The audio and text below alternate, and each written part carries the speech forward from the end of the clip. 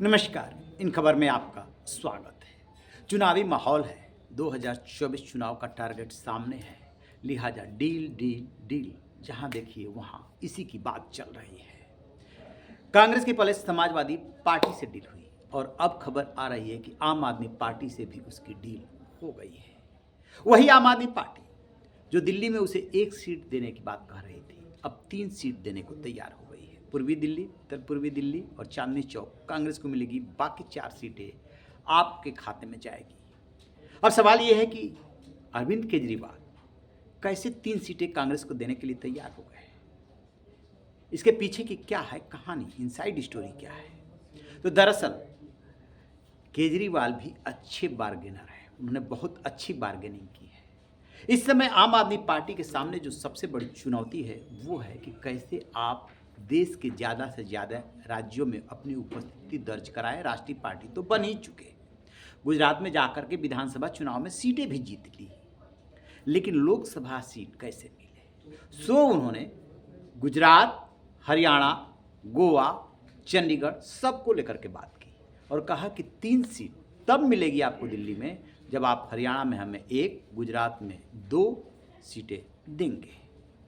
कांग्रेस को भी लगा कि यदि आप बार्गेनिंग कर रहे हैं तो हम क्यों पीछे रहे। फिर चंडीगढ़ की सीट पे बात आकर के अटक गई। आप लड़ना चाह रही थी लेकिन कांग्रेस अड़ी, तो फिर चंडीगढ़ की लोकसभा सीट कांग्रेस के लिए छोड़नी पड़ी। हरियाणा में 1 सीट देने की बात है।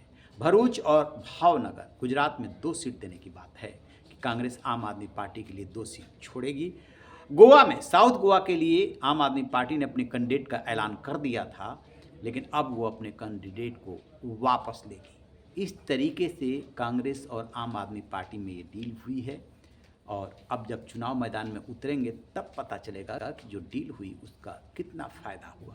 लेकिन अभी आप फौरी तौर पे देखेंगे तो चाहे समाजवादी पार्टी के साथ समझौता हुआ हो या आम आदमी पार्टी के साथ हुआ हो, दोनों में आम आदमी पार्टी और समाजवादी पार्टी भारी पड़ती हुई दिख रही है कांग्रेस पे।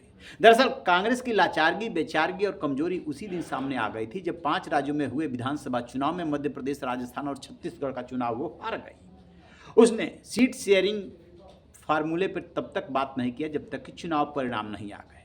उसे लग रहा था कि मध्य प्रदेश, छत्तीसगढ़ जीतेंगे, राजस्थान जीतेंगे, या राजस्थान न भी आए तो मध्य प्रदेश, छत्तीसगढ़ जीतेंगे तो फिर क्षेत्रीय दलों पर भारी पड़ेंगे, उसका अपर हैंड हो जाएगा। लेकिन ऐसा हो न सका।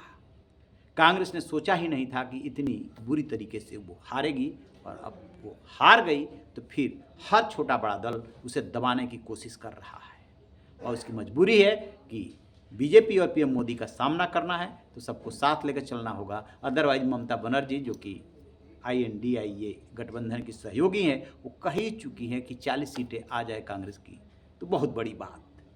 यही मजबूरी है कांग्रेस की जो छोटे बड़े दलों के सामने झुकने को मजबूर कर रही है।